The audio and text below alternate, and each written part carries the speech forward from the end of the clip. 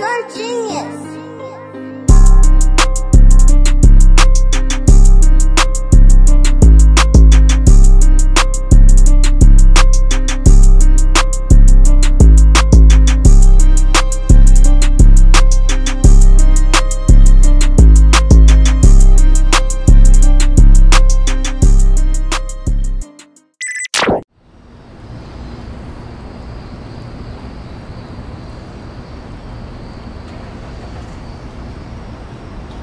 I know this probably the last place y'all expected to see a nigga, but hey, shit happens.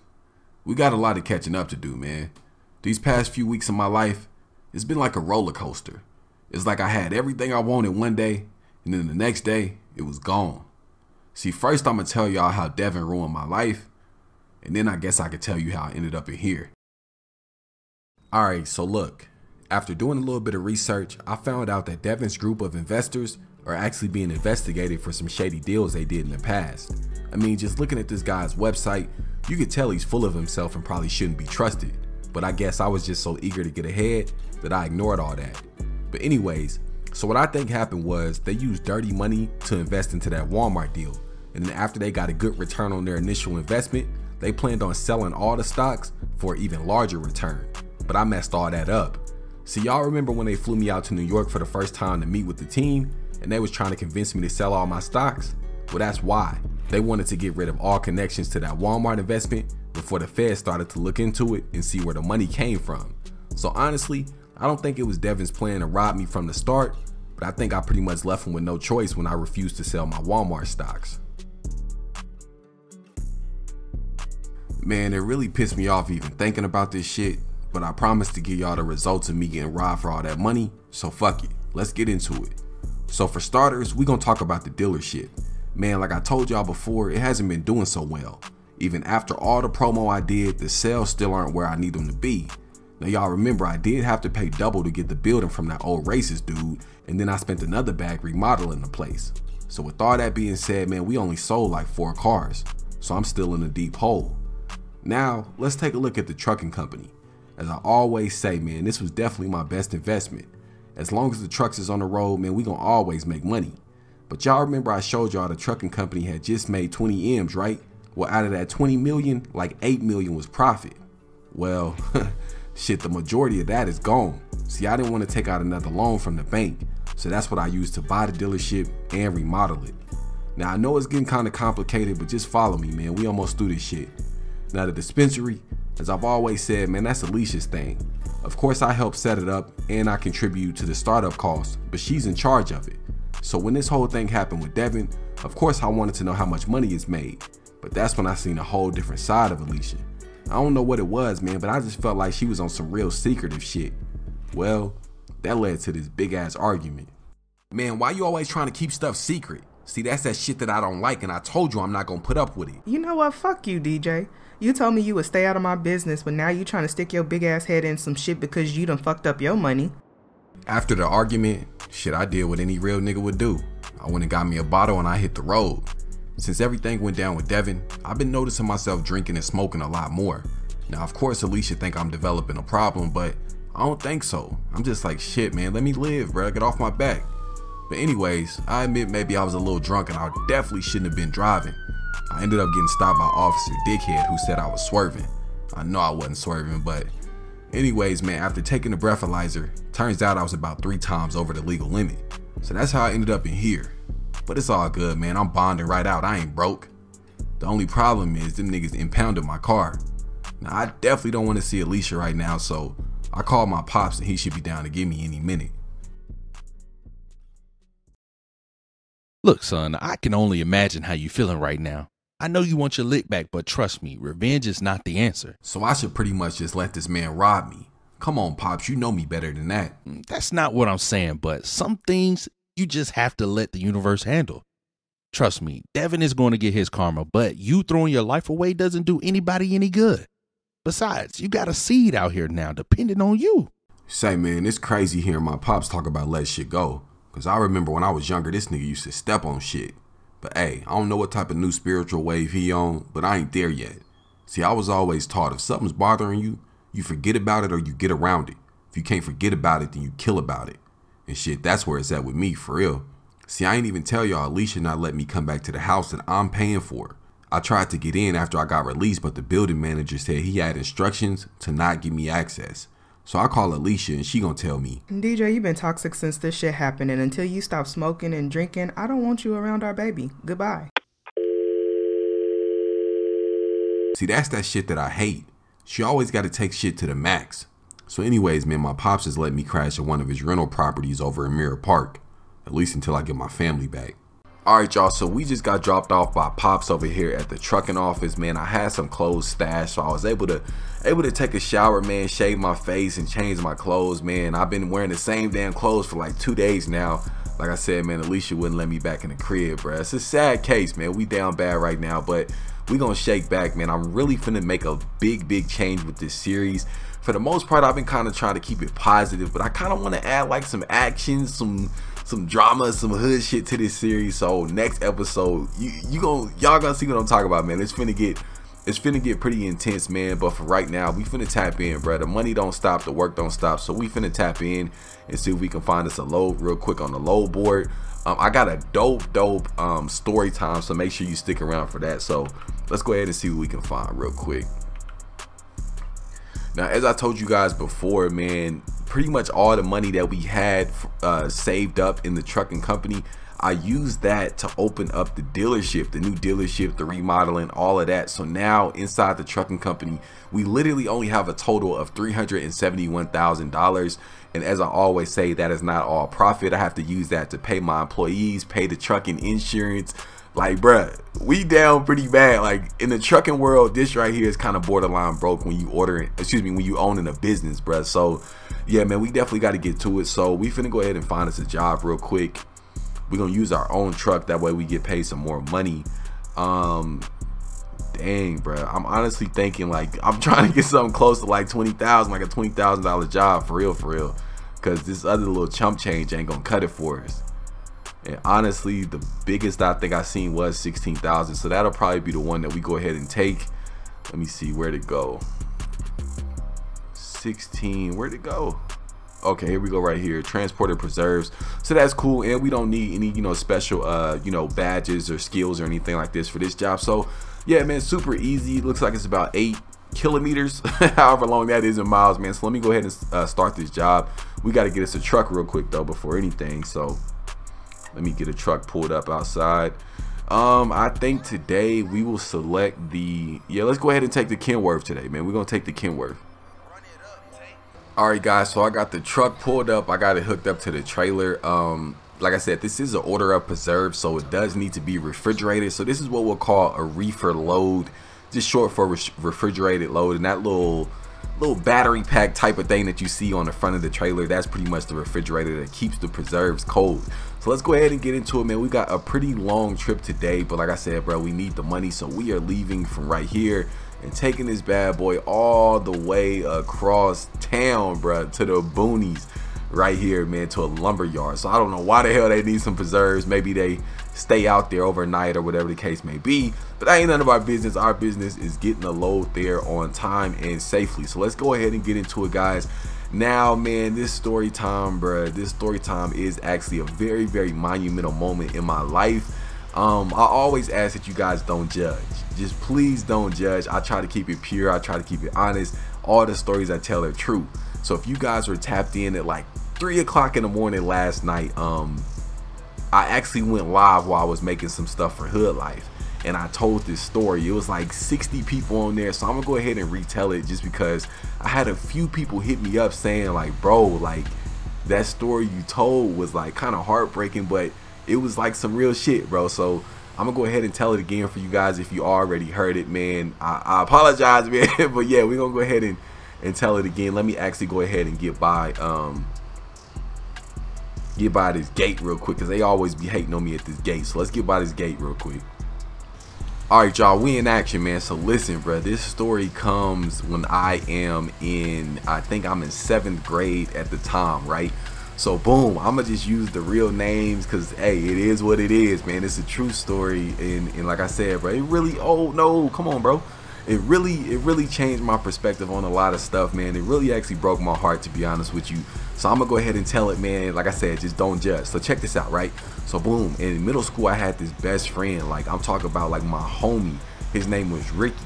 Now Ricky stayed like right across the street from me. Like when I say right across the street, I mean at the end of my driveway starts his driveway. Like that's how close we stayed to each other, right?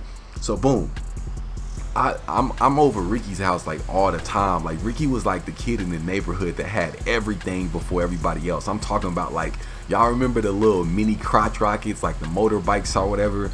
He had that. He had the scooters, rollerblades, like the PS2, like all of that stuff. He had it before everybody because, you know, he's like kind of spoiled, you know? So like, boom, like the whole neighborhood, all of the homies would always meet at Ricky's house. Like this is back before we even had cell phones. So, you know, you just knew where niggas was by, you know, the bikes outside in the driveway or whatever. You ain't even need to call over or nothing. You just pulled up, bro, walk in pretty much. So like I got like a great relationship with Ricky and his family, and like this is like literally my best friend, bro. So check this shit out, man. So one year, well, let me actually go ahead and say this. So my brother is actually cool with Ricky's dad. Like they would sit in the garage and, you know, smoke cigarettes and, you know, smoke whatever else together and you know, pass beers and just, you know, just hang out like grown men would. You know, my brother at the time is like probably like 17, 18 years old, right? So he, you know, super cool with Rick's dad, right? So I just need to throw that in there. So one year, well, just about every year, what my family would do, we would go to Texas. Well, not my family, it would kind of just be me and my grandma, and I would go down there with my cousins on Thanksgiving, and we would go to the Dallas Cowboys football game. Every Thanksgiving, my grandma would cook, and then while she's cooking, you know, the kids would go to the Dallas Cowboy game or whatever. So nothing changed. This Thanksgiving, the same exact thing, right? So let me try to get through this traffic, right? So it's gonna get spicy, y'all. So this Thanksgiving is the same thing. I go to Texas. I go to Dallas for the Dallas Cowboy football game. You know, having a time of my life. But I get a call, bruh. I get a call that from my brother. I get a call from my brother saying like, hey, my nickname in my family is Shaq. So I'ma just use that name. So my brother calls me, he's like, hey Shaq, did you hear what happened to Ricky and him? Like, did mama call and tell you what happened to Ricky and him? I'm like, no, like what, you know, what's going on? Like, this is my best friend in the world. Like what happened? He's like, man, bro, somebody broke into their house and stole everything. I'm like, are you serious, bro? Like, are you serious? You know, I can't believe it. You know, but you know, nobody died. You know, I'm thinking it's not really that big of a deal. So yeah, he tells me what happened. I call Rick don't answer. All right, whatever, it's Thanksgiving, I don't think much of it. So, you know, I you know, spend my little few days in Texas, and I get back home, bruh. I get back home and I go over Rick's house, and he like literally lost everything. Like, I mean, obviously he still had a crib and stuff, but like his electronics was gone, some of his clothes was gone, his mom's jewelry and stuff was gone. Like it was just like, damn, like somebody violated bro like that, right? So the mood was just kind of weird over there. So anyways, we still hanging out like normal. I didn't think nothing of it. We still, you know, still kicking it, still hanging out like normal. Didn't think nothing of it. So check this out. One night, Ricky's sister had a cheerleading tournament in like Oklahoma, like 2-3 hours away, right? So, bruh, this is the moment where like I started to really look at people different. Like, I thought everybody was solid. I thought everybody was I don't know, bro. Let me just tell you. So check this out. So Ricky's family, they all go to this cheerleading tournament, but obviously Ricky, he ain't gonna go. He's like a high school, I think he's like a sophomore at the time or something like that. He's a lot older than me, but yeah, so he's not gonna go. So me and my homie Casey, this was my other best friend. In fact, in this series that you're watching right now, oh damn, I got a speeding ticket, bro, I'm speeding. Anyways, in this series that you're watching right now, I have a character named Casey that's based on my real life best friend at the time. So anyways, we all over Rick's house. It's like 2 o'clock in the morning. No, it's not 2. It's like 12. It's like midnight, right? And so we all over Rick's house. It's just me, Rick, and Casey, and we like doing dumb shit like wrestling and fighting and blasting music because we there by ourselves. Like his parents is in another state, bro. So we like, bro, man, we might as well just stay the night over here. So Rick is like, yeah, man, that's dope, man. Shit, y'all might as well. Let me call and ask my mom. That way, you know, if they come home and y'all still here, I'm not gonna get in trouble for y'all being here. You know, so y'all, even though, so basically when he called and asked his mom didn't know that we were already there. So he's calling as if we're at home and we're gonna come over. So he calls like, hey mom, is it cool if Casey and Shaq spend the night? But he's like, yeah, y'all be quiet, you know, don't say nothing, you know, I don't want her to know y'all already here. So boom, he's asking her, right? And this is kind of like real shit, man. This is a very monumental moment. So he's asking her, it's like, is it cool if Casey and Shaq spend the night? And this, bro, his mom is like, I don't care if Casey spends the night, but I don't want Shaq in my house. I don't want that boy in my house. Do not have that boy in my house. Now, mind you, she doesn't know that I'm sitting right there and I can hear. Now, I wasn't supposed to hear this, so Ricky starts trying to turn, he had the little house phone at the time, so Ricky starts trying to turn the house phone down so I can't hear his mom talk about me. So when I'm hearing this, I'm looking at Casey like, bro, what the, like what what's going on? But Casey not looking at me. He won't make eye contact with me. So I already know he knows what's going on. So Ricky's like super embarrassed for me and shit like that. I'm super embarrassed for myself. Like my best friend's mom, who I speak to, who I say, you know, like, oh, how's it going? And I'm over your house all the time. I'm sitting at your dinner table. Just say she don't want me at her crib while she's not there. So I'm like, damn, bro. So Ricky's like, all right, so pretty much she just said I can't spend the night. So we get up, he gets off the phone and I confront Rick. I'm like, bro, what the, you know, what's going on, bro? What, you know, I'm mind blown. And he straight up tell me, bro. He straight up tell me, he's like, man, I'll be honest with you, bro. He's like, the other day, we had some neighbors that my brother also hung out with that lived directly next door to us. Ricky lived directly across the street. These neighbors lived directly next door. My brother was over there all the time. Well, one of those neighbors flagged down Ricky's dad and told them that my brother was the one that broke into their house. So of course, if my brother broke into their house, they naturally think that I had something to do with it. So when Ricky tells me this, I'm like, bro, are you serious? Like, I know y'all don't know me in real life, but I wouldn't even steal from myself. I wouldn't steal from like a dead person. Like, that's just not my character. And Ricky knows this.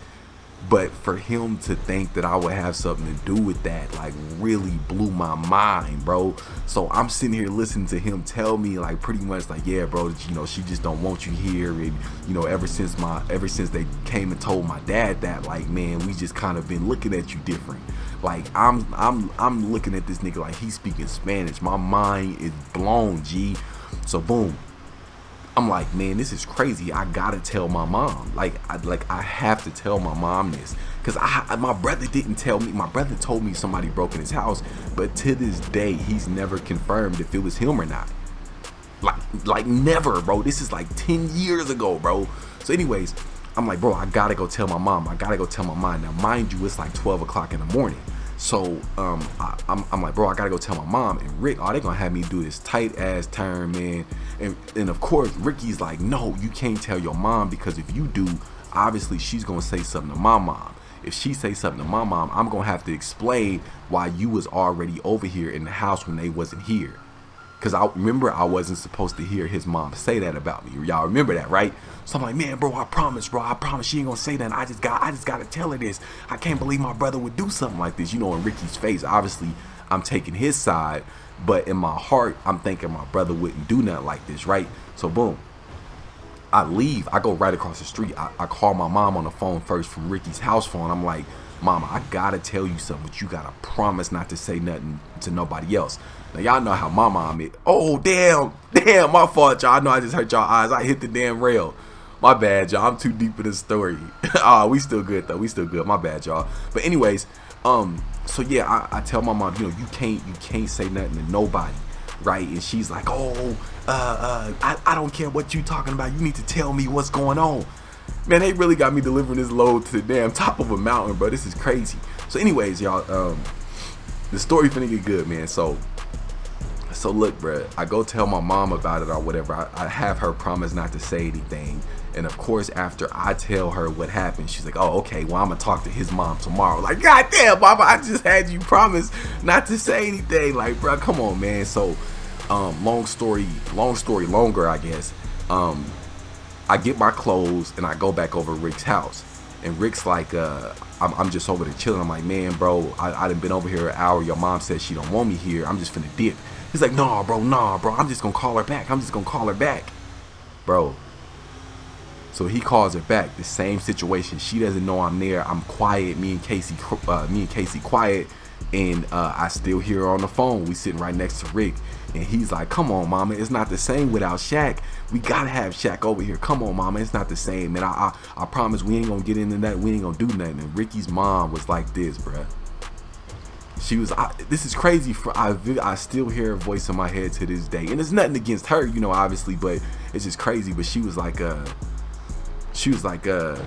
okay, Ricky, but do not have, because Rick's dad, you know, obviously protected himself. He protected the house with guns. So Rick, while his parents was gone, he would always show us, you know, his dad's guns, and we would be playing with his dad's pistol and shit like that. But she was like, okay, Lauren, okay, Ricky, you can have Shaq over there, but do not let that boy get to those guns. Do not let that boy get to those guns. I don't know why she, you know, I don't know why she kept saying that, but that's all she kept. I think I took the wrong way, y'all.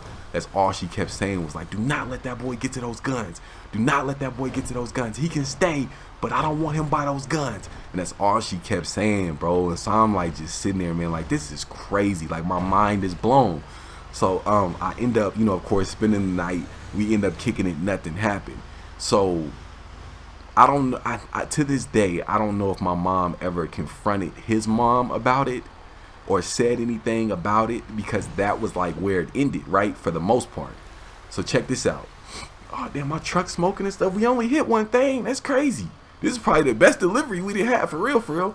But anyways, where I'm parking this thing, I'm parking it. All right, so look, so we're gonna go through here.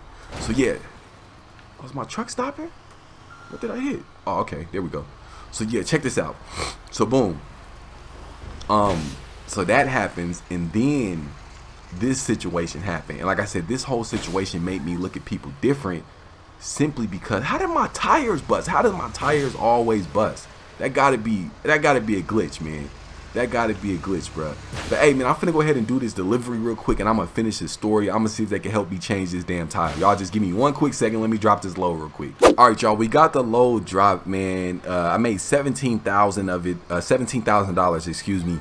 They helped me change my damn tires. I don't know why our tires are always blowing, man. So we good to go, man. We finna go ahead and take the truck back to the shop. But let me go ahead and finish this story time real quick for you guys, man. So like I said, that situation really changed the way that I looked at people, because like I said, every day, like his mom, his sister, his dad, everybody is smiling in my face, you know, like, hey, how's it going, Shaq? And like, it's just cool. I'm thinking like, this is my extended family, but the whole time they pretty much don't even want me over their crib. This like really changed my life. And mind you, I'm still in middle school, so I can't even really grasp it as an adult, you know. So look, check this out, man. So me and Rick, like, still cool, still best friends and stuff like that. But you know, deep in the back of my mind, I know he probably don't trust me, right? He probably really don't rock with me how I rock with him, pretty much. So check this out. I'm not sure if y'all remember a game, I think it was called Blitz. It was a football game where you could like fight on the field, and they had like a little story mode where your character would go to jail, and you know, all type of stuff like that. I don't know if y'all remember or not. So look, I hated that game, but Ricky loved that game, bro. He loved it, but we would always play it when we was, you know, at his crib or whatever. So check this out, man. The game ended up going missing because Ricky actually let me borrow a basketball game, right? He let me borrow a basketball game. So he comes over my house to get the basketball game back, and he asked for Blitz. He's like, hey, bro, let me get Blitz too. He's thinking I have it. I'm like, bro, I don't have your game. Like, here's the basketball game. I don't have your game, bro. So we start arguing. Like, man, give me my motherfucking game. Now, mind you, Ricky's like 5 years older than me. like borderline grown man. I'm a 7th grader. He's, I think at this time when this situation happened, like a junior pretty much. So he's like, give me my motherfucking game or I'm gonna beat your ass, like really screaming at me at the top of his lungs, and I'm screaming at him, and he's at my door, like and my mom is in the room, bro. And so like we really screaming back and forth or whatever, and he like threatening me and stuff like that. So I slammed the door, boom, slammed the door in his face, and before I can lock it, he opened the door. He like snatches the door back open or whatever. So my mom comes out like, what's going on? So I'm explaining to her what's going on, and I vividly remember she's like, did you put your hands on my son? And he's like, I haven't yet. And my mom got pissed, like, motherfucker, like bro, like crazy, bro. I'm like, what is going on? So Ricky's family hears the commotion, bro, because they live right across the street. So they come over to my house, like, what is going on? And they like jump on Ricky's ass, like you know way better than this. Like, how can you come to these people's house like this? Are you stupid? And they like screaming at Ricky. I'm standing there crying, bro. Again, I'm just a little kid, bro. Like, this is my best friend, and this is like our first major fight, bro. And so so Rick ends up leaving. We stopped speaking for months. Like, I'm talking about him and Casey would be in his driveway right across the street. I'll be in mine. They'll be playing basketball. I'll be playing basketball. But we don't speak. We don't go over there. We don't wave. We don't do nothing for literal months, bro. Literal months, right, bro? One day I'm out shooting basketball in my driveway, and Rick walks across the driveway. He's like, man, bro, I gotta apologize to you. I mean, you know, of course, me, you know, of course, me. I'm like, man, it's cool, bro. Don't worry about it. He's like, nah, man. He's like, I was wrong. He's like, I found the game. He was like, it was pushed down on the side of my bed, because Rick kept his bed like pushed up against the wall.